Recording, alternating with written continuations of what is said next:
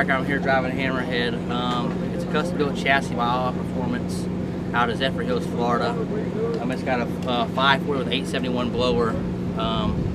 My grandpa Gene Kerr built the motor, so I mean it's got a pretty good power plant under it. It's got a White's racing transmission for the tranny.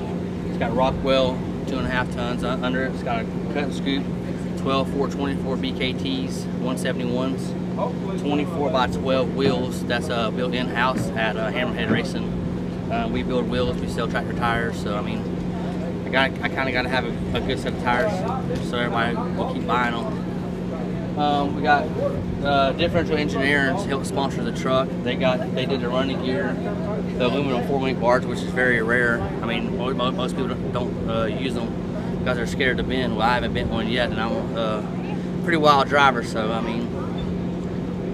It's got a Butler monster truck seat in the seat for the seat, so you don't hurt your back. I mean, no cushion means a bad back, and I ain't trying to not walk when I'm 50 years old. So, a little history about myself. My dad used to drive a monster truck called Spiker's All-American Monster Truck. He drove that for about 7 years. So, I mean, that's how I got into the sport. I just wanted to keep it up.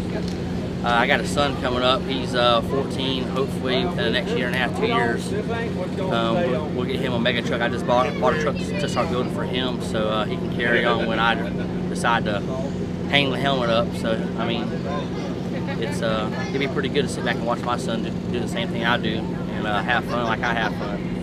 So, it's got Patrick shocks on it, 20-inch travel.